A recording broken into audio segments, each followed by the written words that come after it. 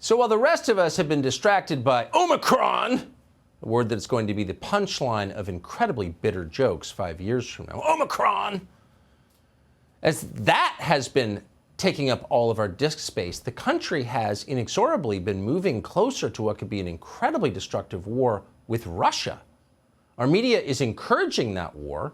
On MSNBC, the lunatics are demanding to know why Joe Biden isn't doing more to defend the territorial integrity of Ukraine. We've got to be aggressive in our defense of our allies. And Ukraine, despite what you hear from Putin propagandists across the world, and yes, even here in America, despite what you hear, we have to defend our Democratic allies. And it's time for the Biden White House to start speaking more clearly and more aggressively and telling us how they're going to stop this invasion from happening. People that stupid should not have TV shows, and they certainly shouldn't be weighing in on adult topics like war and peace, but they are. So you have to ask yourself, why is this happening? Why are the Russians so upset? Why are we moving towards some kind of conflict? Well, there's one reason. Over a number of different administrations, the United States government has pushed Ukraine to join NATO, the North Atlantic Treaty Organization. Imagine if Mexico fell under the direct military control of China. We would see that as a threat, of course. There'd be no reason for that. Well, that's how Russia views NATO control of Ukraine, and why wouldn't they? We don't get anything out of pushing Ukraine into NATO, so why are we doing this? Clint Ehrlich is a Russia policy researcher. He understands this issue quite well, and we're happy to have him join us this evening. Clint, thanks so much for coming on. So is it too simplistic to say the core dispute here is over Ukraine joining NATO?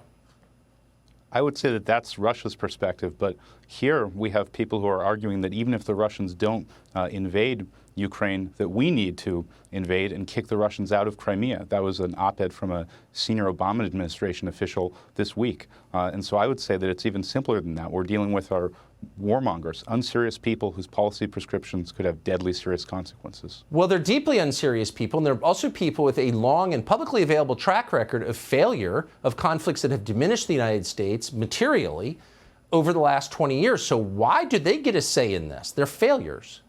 They like to portray themselves as Cold Warriors, but the architect of America's strategy during the Cold War, George Kennan, warned that NATO expansion could lead us towards war with Russia. And he's been vindicated. We're now on the precipice of that kind of conflict. And so it's a great question. Why is it that we should listen to these people?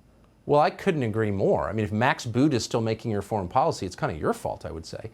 But, and this is a sincere question, is there something I'm missing? Is there some compelling American interest that would be served by having Ukraine in NATO? No, the deeper irony is that NATO doesn't even want Ukraine, that it's a corrupt country, it's more of a liability than it would be a military asset. And the people who are pushing this simply argue that it needs to happen because Russia shouldn't have a veto over who's in NATO. In other words, even when it's in our mutual interest to not have a state in NATO, we have to insist that they'll be added just to spite the Russians. Look, I want to take people seriously, all people, even people I disagree with, maybe especially people I disagree with, but this seems nuts. Is that your assessment?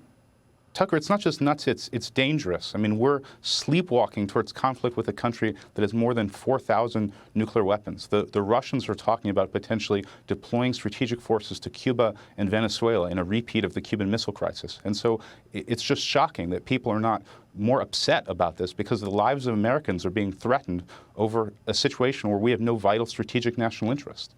So since 1945, we've really only fought wars against poor, disorganized third world countries, North Korea, Vietnam, Iraq, Afghanistan, Syria.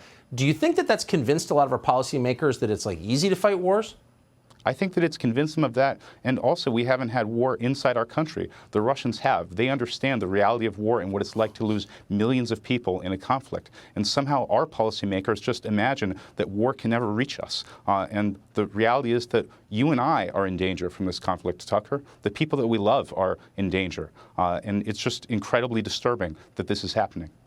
It really is. Clint Ehrlich, I really appreciate your perspective tonight and your clarity. Thank you very much. Thank you, Tucker. Hey, Sean Hannity here. Hey, click here to subscribe to Fox News YouTube page and catch our hottest interviews and most compelling analysis. You will not get it anywhere else.